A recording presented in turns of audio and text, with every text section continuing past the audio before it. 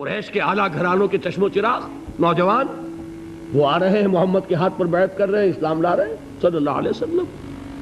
انہوں نے دیکھا یہ ہمارے غلاموں میں بھی یہ آگ پھیل گئی، یہ تو سمجھیے کہ بارود کے اندر آگ لگ رہی ہے۔ یہ ابھی تک تو قانے تھے جو ظلم ہم کر رہے تھے اس پر، لیکن ان کے اندر اگر یہ ایمان اور اسلام کی دعوت اور تحریک ان میں پھیل گئی تو ہمارا اقتدار اور ہمارا یہ پورا نظام جو ہے یہ چوپٹ ہو جائے گا۔ یہ ہے وہ چیز جو میں نے کل آپ کو اقبال کا مصرع پڑھا سنایا تھا کہ نظام کہنا کے پاس بانو یہ مارز انقلاب میں ہے، beware of the revolution that is coming, لہذا اپنی پوری قوتوں کو جمع کرو اور کچل دو انہیں، مارو انہیں۔ یہ کام شروع ہوا ہے سن 5 سے، بلکہ 4 کہنا چاہیے، 4 سے لے کر 12 تک 8 برس اس کو کہتے ہیں پرسیکیوشن، فزیکل پرسیکیوشن، تشدد، مار پیٹ، جلانا، دہتے ہوئے انگاروں پر لٹانا، فاقے رکھنا، بھوکے رکھنا، ان کو ڈال دی گئی زنجیریں، گھروں میں بند کر دیا گیا نوجوانوں کو۔ حضرت عثمان کو چچا نے ان کے ایک چٹائی کے اندر لپیٹا اور دھونی دے دی، دم گھٹ رہا ہے، جان نکل رہی ہے۔ حضرت مصعب بن عمیر رضی اللہ تعالی عنہ، وہ نوجوان 200 درہم کا جوڑا ان کا سل کر آتا تھا شام سے تیار ہو کر، لباس معطر ہوتا تھا، جدھر سے نکل گیا پوری گلی جو ہے وہ معطر ہو گئی، انگلیاں اٹھ رہی ہیں، وہ جا رہا ہے مصعب، یہ خوشبو اس کی ہے۔ اس مصعب کے ساتھ کیا سلوک کیا؟ باپ تو مر چکا تھا، ماں نے پالا تھا، دولت بہت چھوڑ کر گیا تھا باپ، لہذا ماں نے بڑے ناز و نام میں پالا، بڑے لاڈ پیار میں، 200 درہم کا جوڑا تیار ہو رہا ہے۔ لیکن یہ کہ آپ کو معلوم ہے عرب کے اس معاشرے میں عورت کی کوئی حیثیت نہیں تھی، ماں کا اختیار نہیں تھا، چچا تھا اب سربراہ خاندان کا۔ چچا نے کہا مصعب اگر تم نے اپنے باپ کا دین چھوڑ دیا ہے تو باپ کی دولت پر بھی تمہارا کوئی حق نہیں ہے، نکل جاؤ گھر سے۔ اس نے یہ سوچا تھا کہ مصعب کے ہوش ٹھکانے آ جائیں گے، دن میں تارے نظر آ جائیں گے، ناز و نام میں پلا ہوا گھر سے نکل کے جائے گا کہاں، یہ سارا نشہ جو ہے توحید کا یہ حیران ہو جائے گا۔ حضرت مصعب کا جواب بالکل برعکس تھا، اچھا ٹھیک ہے چچا جان میں گھر چھوڑتا ہوں۔ وہی بات جو کبھی کہی تھی ابراہیم نے، باپ نے کیا کہا تھا؟ واجرنی ملیہ، جاؤ چلے جاؤ، دفع ہو جاؤ میری نگاہوں سے۔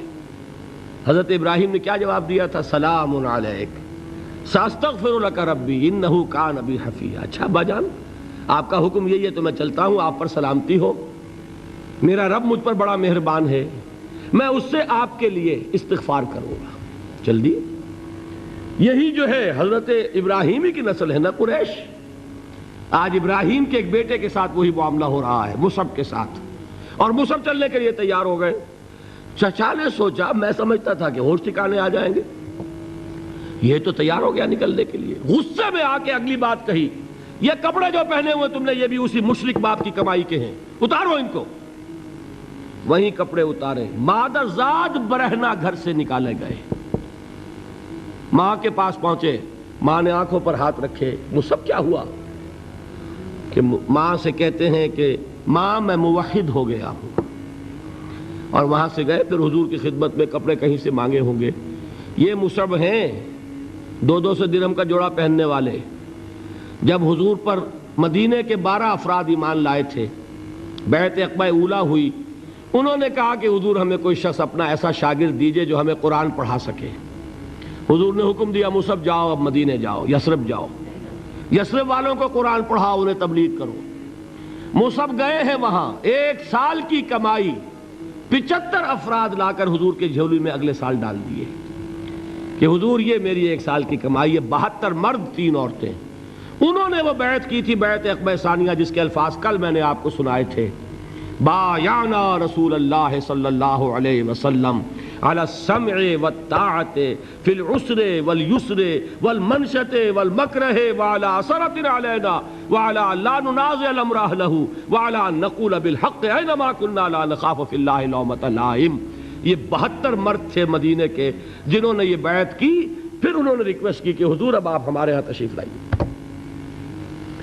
ہم اگر یہ مکے والے وہاں حملہ کریں گے تو ہم آپ کی حفاظت کریں گے جیسے کہ اپنے اہل و عیال کی کرتے ہیں۔ بہرحال وہ مصعب بن عمیر ہیں جو غزوہ احد میں شہید ہوئے، اور جب شہید ہوئے تو ان کے جسم پر صرف ایک چادر تھی. ایک بات تو یہ نوٹ کیجئے، موضوع سے ذرا بات تھوڑی ادھر ادھر جا رہی ہے، لیکن یہی چیزیں ہیں اصل میں کہ جو ہمارے دلوں کو منور کرنے والی ہیں نور ایمان سے.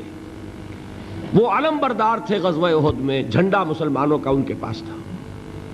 ایک ہاتھ پر ایک شانے پر وار پڑا، ہاتھ کٹ گیا، دوسرے سے تھاما، دوسرے پہ کٹ گیا، اب دونوں حصوں کے بچے ہوئے ٹکڑوں سے جھنڈے کو تھاما، گرنے نہیں دیا، یہاں تک کہ شہید ہو گئے. گرے ہیں تو جھنڈا گرا ہے. شکل میں حضور سے بہت مشابہ تھے. خبر اڑ گئی کہ محمد شہید ہو گئے صلی اللہ علیہ وسلم. یہ مصعب بن عمیر کا واقعہ ہے. جب ان کو اب دفن کرنے کا وقت آیا، اور شہید کے لیے کفن جو ہے اس کا وہی لباس ہوتا ہے جو شہادت کے وقت ہو. حضور کے سامنے ایک پرابلم پیش کیا گیا. حضور، مصعب کے جسم پر تو ایک چادر تھی، اور وہ چادر بھی اتنی چھوٹی ہے، یعنی 2 گز کی چادر بھی نہیں ہے. اس سے اگر سر ڈھانپتے ہیں مصعب کا تو پیر کھل جاتے ہیں، پیر ڈھانپتے ہیں تو سر کھلتا ہے. کیا کریں؟ حضور نے فرمایا سر ڈھانپ دو چادر سے اور پیروں پر گھاس ڈال دو. یہ آخری لباس ہے جو محمد کے اس دیوانے کو اس دنیا سے رخصت ہوتے ہوئے ملا ہے، جس کا 200 درہم کا جوڑا چلتا تھا. یہ ہے صبر.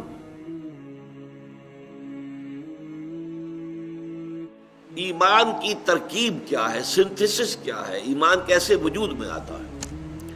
آپ کو معلوم ہے کہ ایمانیات میں سب سے بنیادی ایمان، جڑ کا ایمان، وہ ہے ایمان باللہ، اللہ کو ماننا، اللہ کو پہچاننا. اس کے ضمن میں ایک بات جان لیجئے جو قطعی ہے، یقینی ہے. وجود باری تعالیٰ کے لیے کوئی منطقی دلیل موجود نہیں ہے، نہ کوئی سائنٹیفک دلیل موجود ہے. یہ دونوں کی نفی کر رہا ہوں. سائنٹیفک کیسے ہوگی؟ سائنس کا سارا دائرہ جو ہے محسوسات کا عالم ہے، عالم مادی، دی میٹیریل ورلڈ. سائنس کا دائرہ اس سے باہر ہے ہی نہیں. اور اللہ تعالیٰ کی ذات اس عالم مادی سے وراء الورا ثم وراء الورا ثم وراء الورا. لہذا کسی سائنسی دلیل کا ہونا ممکن نہیں. اسی طریقے سے منطق بھی در حقیقت مبنی ہے ہمارے مشاہدات کے اوپر. نطق، ہماری بات چیت، ہماری گفتگو، اسی کا نام منطق ہے. اور ہمارے سارے تصورات جو ہیں وہ ہمارے مشاہدات پر مبنی ہوتے ہیں. تو منطق کی بھی رسائی نہیں ہے، وہاں تک اللہ تک پہنچنا ممکن نہیں ہے.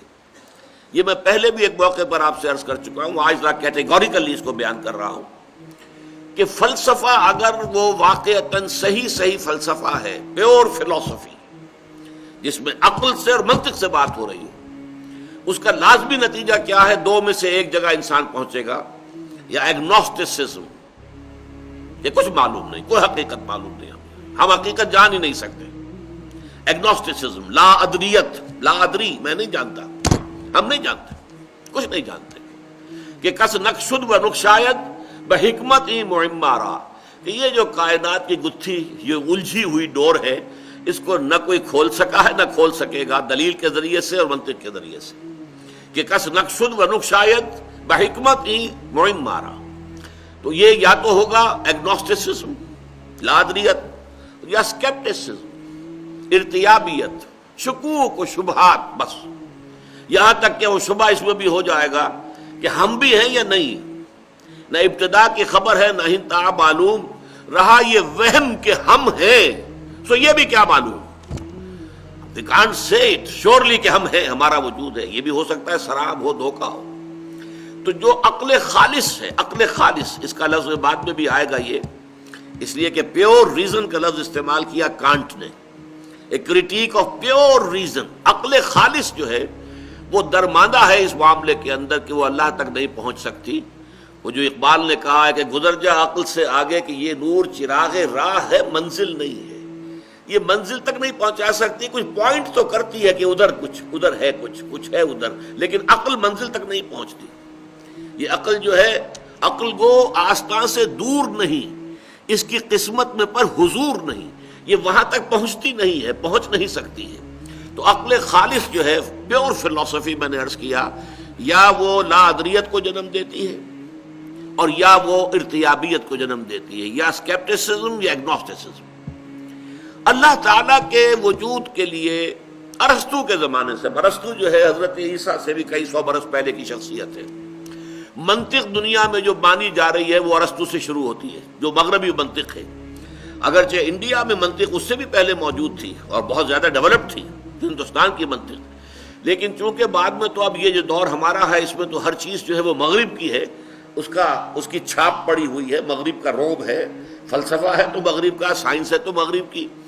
تو مغرب کا جو فلسفہ ہے اس میں منطق کا آغاز ہوا ہے ارسطو سے۔ ارسطو کے زمانے سے اللہ تعالیٰ کے وجود کے ثبوت کے لیے 3 دلیلیں پیش کی جاتی رہی۔ علامہ اقبال نے اس کا ذکر کیا ہے کہ کانٹ نے، ایمینوئل کانٹ جو ہے وہ جدید فلسفہ میں بہت اہم مقام کا حامل ہے، ایک لینڈ مارک ہے۔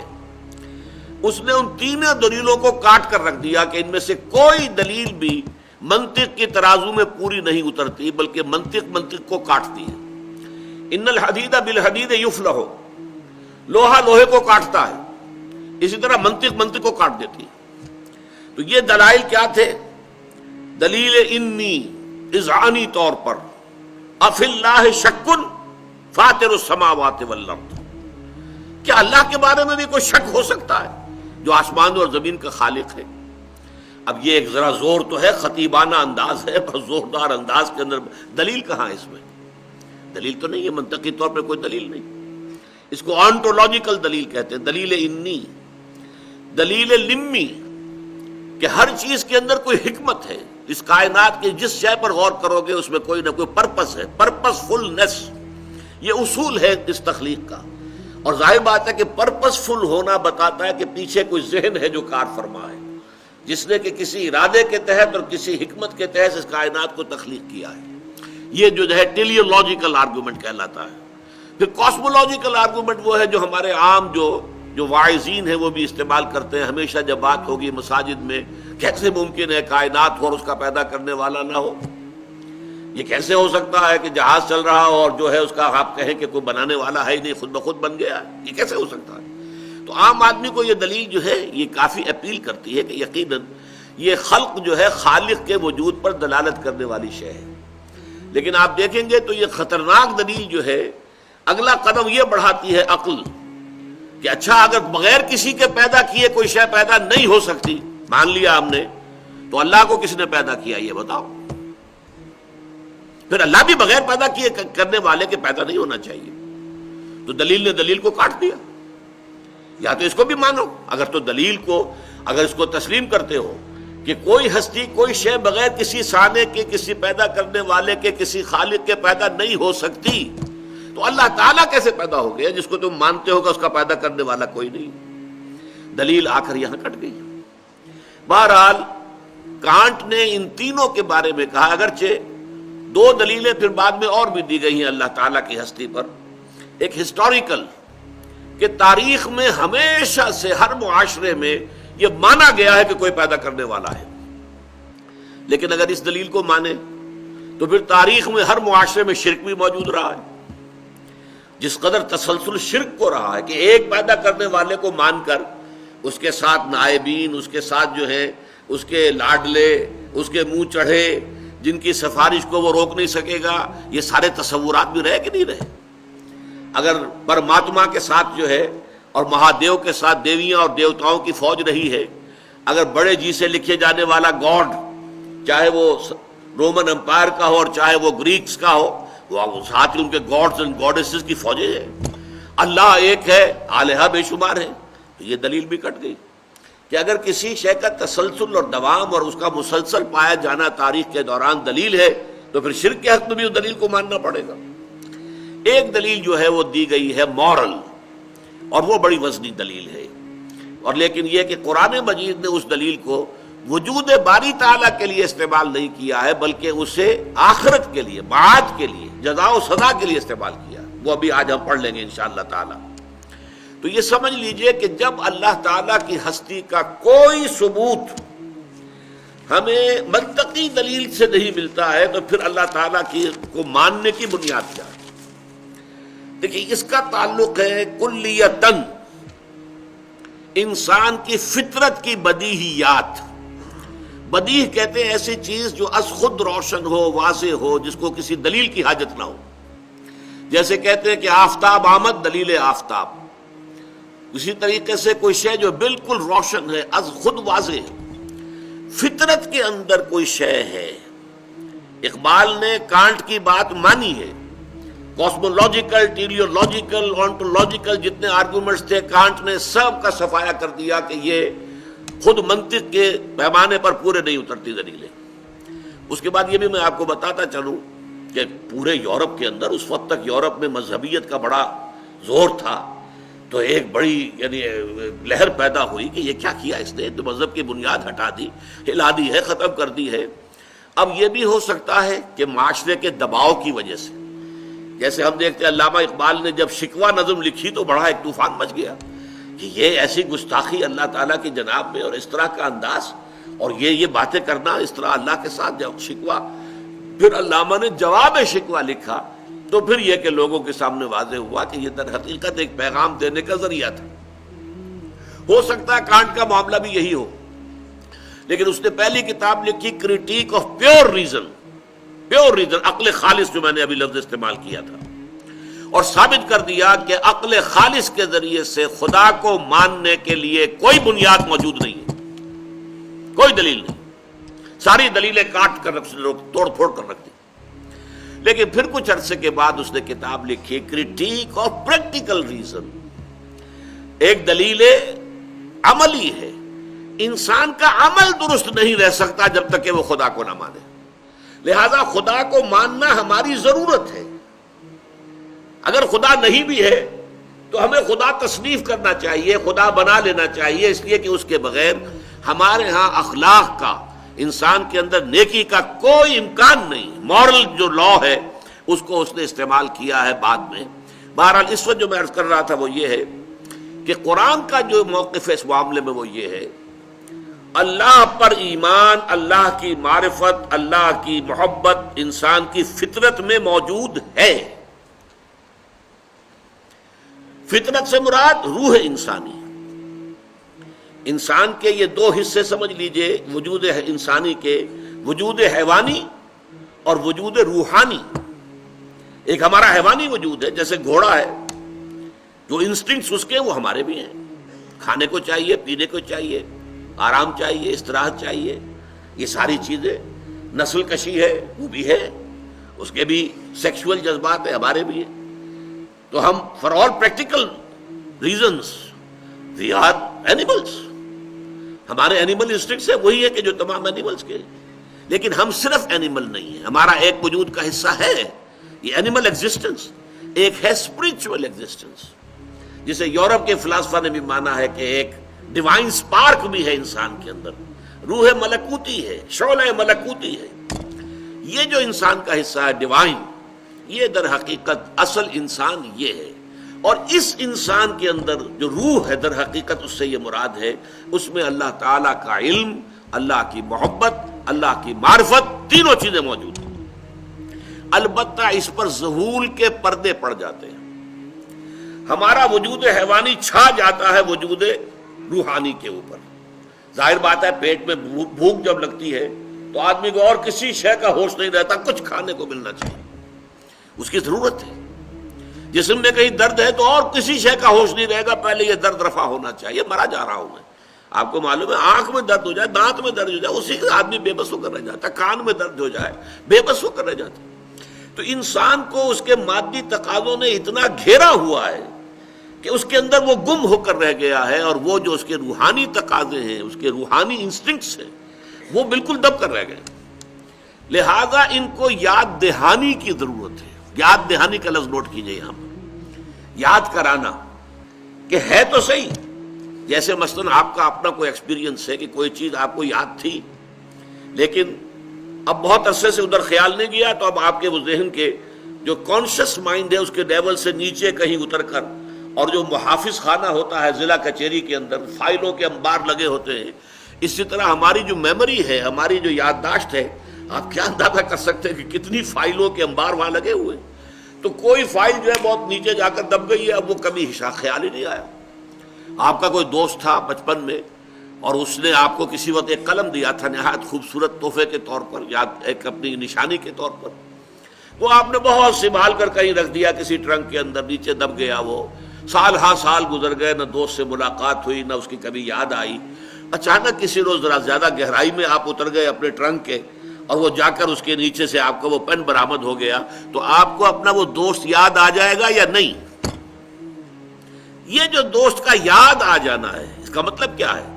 وہ دوست کا علم تمہارے اندر تھا، دب گیا تھا، نیچے چلا گیا تھا، اس کے اوپر بہت سے انبار آ گئے تھے فائلوں کے، اب یہ ہے کہ اچانک آپ نے ایک اس کی نشانی دیکھی اور نشانی دیکھتے ہی آپ کو دوست یاد آ گیا۔ بس یہی فینومینن ہے اللہ پر ایمان کا، اس کائنات کا ذرہ ذرہ اللہ کی نشانی ہے، یہ اس کی مخلوق ہے، اور مخلوق کے اندر اللہ کی تمام صفات منعکس ہیں۔ یہ کائنات بتا رہی ہے کہ وہ علی کل شیء قدیر ہے، کتنی عظیم کائنات اس نے بنائی ہے، ذرا غور تو کیجئے۔ لہذا اس کی عظمت، اس کی قدرت، علی کل شیء قدیر، اس کو جاننے کے لیے اس کائنات سے بڑھ کر کون سی کتاب ہوگی؟ اسے آپ کتاب فطرت کہیے۔ کھول آنکھ، زمین دیکھ، فلک دیکھ، فضا دیکھ۔ افلا ينظرون الى الابل كيف خلقت والى السماء كيف رفعت والى الجبال كيف نصبت والى الارض كيف سطحت فذكر انما انت مذکر۔ دیکھیے پیارا انداز ہے، یہ دیکھتے نہیں پہاڑوں کو کیسے جما دیے گئے، اونٹ کو کیسے اس کی خلقت ہے جو اس کے ماحول کے ساتھ کس قدر مناسبت رکھنے والی ہے، زمین کو نہیں دیکھتے کیسے بچھا دی گئی ہے، آسمان کو نہیں دیکھتے کیسے اٹھا دیا گیا ہے۔ تو اے نبی آپ یاد دہانی کرائیے، آپ کا کام یاد دہانی کرانا ہے۔ اگر وہ قلم دیکھ کے بھی دوست یاد نہیں آیا تو کسی دلیل سے آپ دوست کو یاد نہیں کرا سکتے، سیدھی سی بات ہے۔ میری تنصیل کو ذہن میں رکھیے، اس قلم کو دیکھ کر دوست یاد آئے گا، یہ اسپونٹینیس ایکشن ہوگا ایک، بالکل اس میں آپ کا ارادہ بھی نہیں ہے، آپ کوشش کریں گے تو دوست یاد نہیں آئے گا آپ کو، لیکن اس نشانی کو دیکھتے ہی یاد آ جائے گا فوراً۔ اگر یاد نہیں آیا ہے تو ہو سکتا ہے آپ کوئی اور نشانی بھی دکھائیں اس کی، دیکھو بھائی چلو یہ دیکھو، یاد آیا کوئی؟ تو ایک اور نشانی بھی اس کی تھی، وہ دیکھو یاد آیا۔ اگر یاد نہیں آیا تو کوئی دلیل نہیں ہے کہ جو اللہ کے وجود کو بنوا لے، کوئی دلیل نہیں ہے جس سے کہ آپ دوست کی یاد اس کے ذہن کے اندر تازہ کر سکیں۔ دس نو وے۔